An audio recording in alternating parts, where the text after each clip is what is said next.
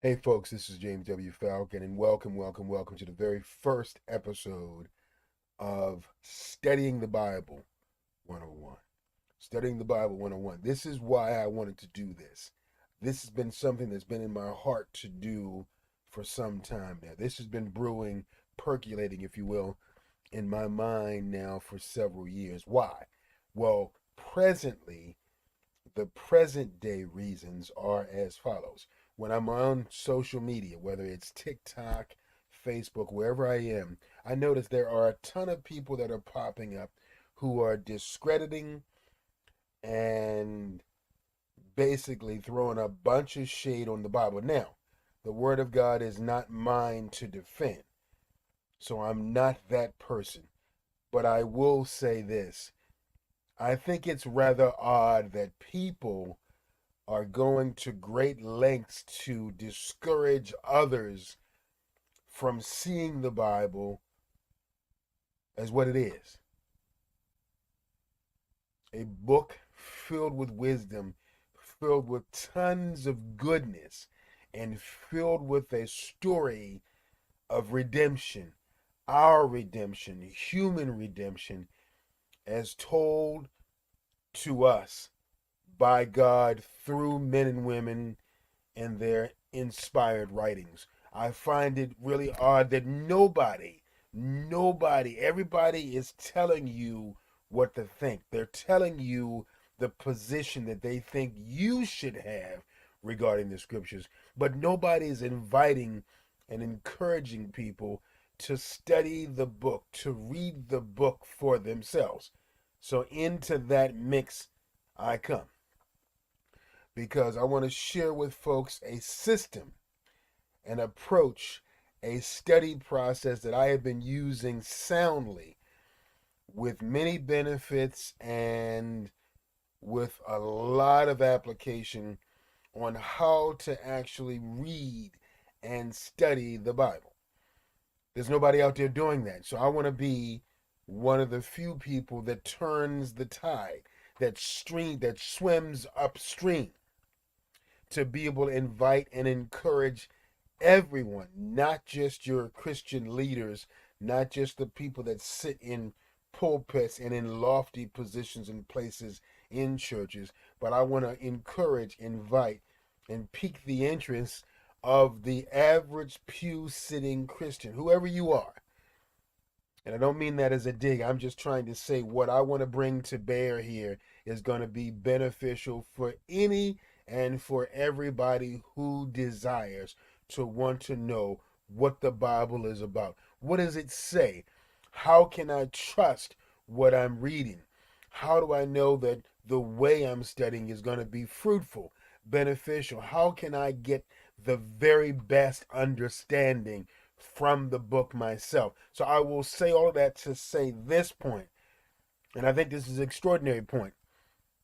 Long time ago, when I was making the transition from high school to college, I have always had a fascination, a love, and a deep seated passion for the sciences, especially for psychology, which is why I have been a lifelong learner and a lifelong psychology. So I am presently at 54 years old, still in school, studying psychology, excuse me.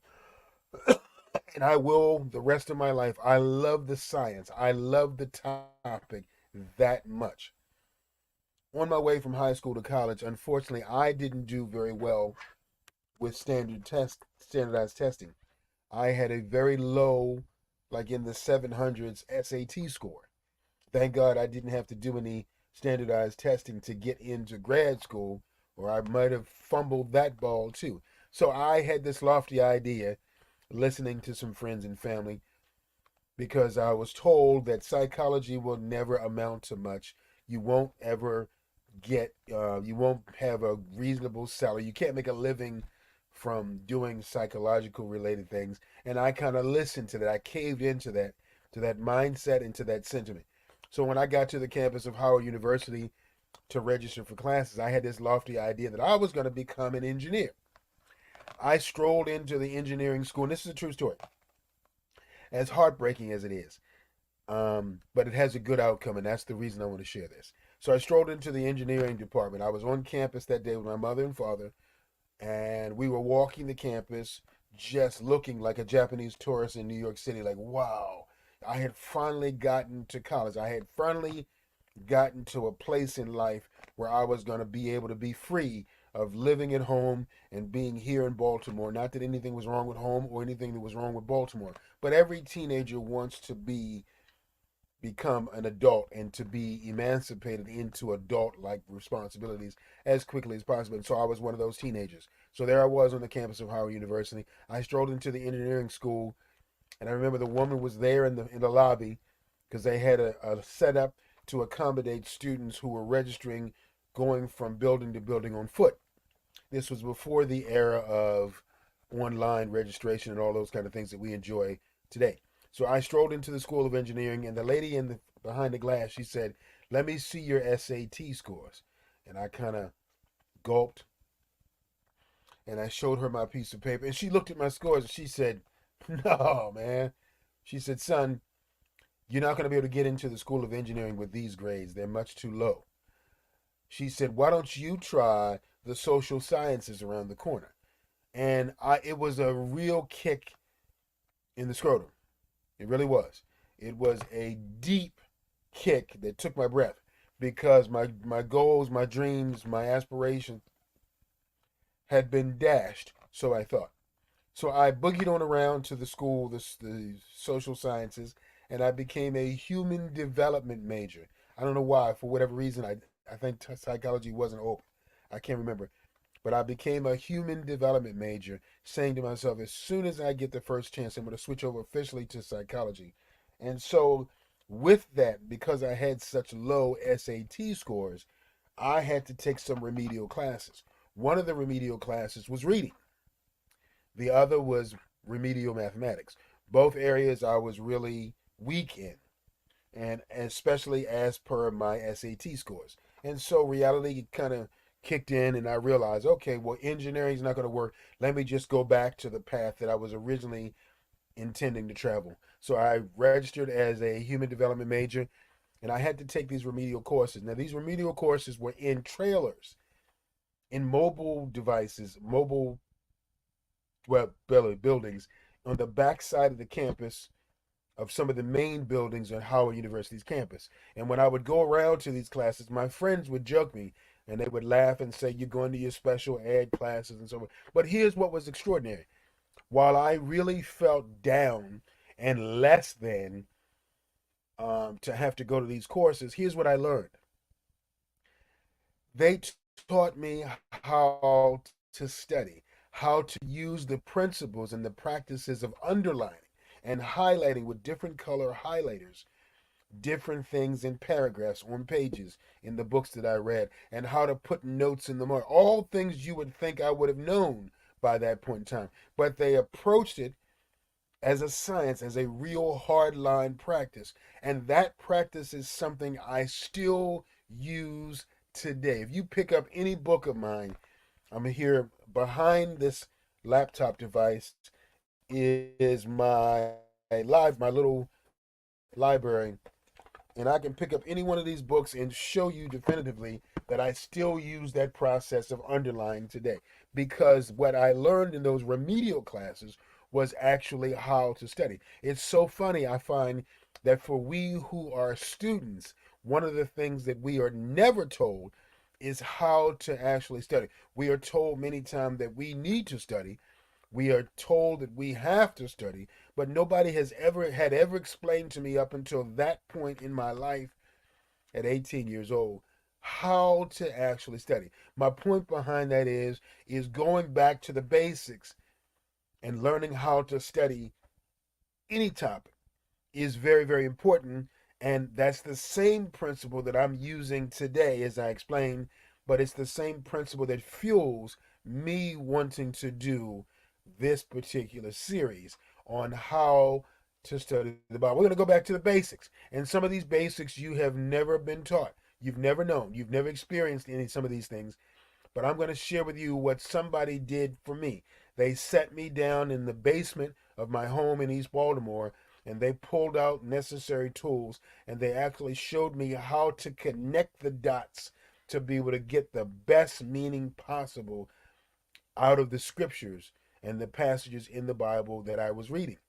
And they showed me all the behind the scenes tools, the auxiliary tools to be able to use to get the best understanding possible. And I'm going to do the same for you, whoever you are, my listening and my viewing friend. If you want a good, solid understanding and approach to reading and studying the scriptures, I'm going to give it to you on this in this series, and I promise you it will be transformational, because what folks on social media are not telling you is they're not giving you the choice. I hate it when somebody tries to take away my choice. Okay, tell me something's not worth my while. Okay, tell me why you think I shouldn't do something, why I shouldn't be a part, why I shouldn't read. Okay, cool. But what I would prefer you to do at this age is to show me what the thing is about and let me make my own decision. That's what I'm going to do in this series. I'm going to show you how you can read and study the Bible so you can make your own decision. If at the end of this journey you find, yeah, I don't believe what's in the Bible, I'm not subscribing to any of that, it's all a bunch of baloney and hoopla, and I'd rather not engage or be inclined to listen or to believe any of that, then fine. But at least do yourself a favor and create for yourself the option. Join me in this series, How to Study the Bible 101, and have your own decision. Make your own decision. Have a choice. Take advantage of the option. I always say the difference between poverty and wealth is that the wealthy have options. Those who are poor don't. They have fewer options. So I consider myself to be a wealthy man, not because of what's in the bank, but because of the fact that I always like to position myself to have as many options as possible. Because in that option having process and the option selecting process, therein lies my wealth, my destiny, my choice. My decision making is what I want to prevail. Not I don't want you, I don't need you, and I don't have you to think for me. I can do that on my own. I've been doing just fine in these 54 years of life, and I will continue to do just fine looking at the information and making an informed decision that could be guided by my mind or my heart and soul's desire. But in either case, it's my decision to make. And I want you, my listening and my viewing friend, to have that very same choice. So join me for this podcast series called How to Study the Bible 101. I guarantee it'll be transformational, and you will celebrate the journey of learning that you will be on.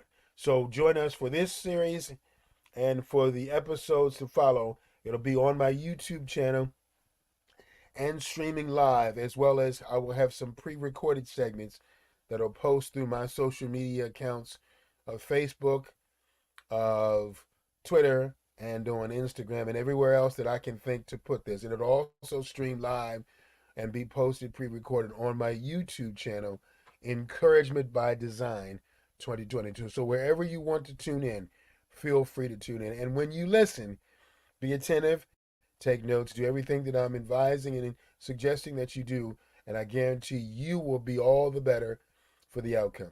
And in addition to that, I want to invite you to like, to comment, to share, and to subscribe. And I promise you a transformation that you yourself will enjoy from deep within. James W. Falcon here, and this is my introductory segment for my brand new series, How to Study the Bible 101. I look forward to being with you and to meeting with you in your sacred spaces. Until our next episode, peace and power to you and to yours. Take care.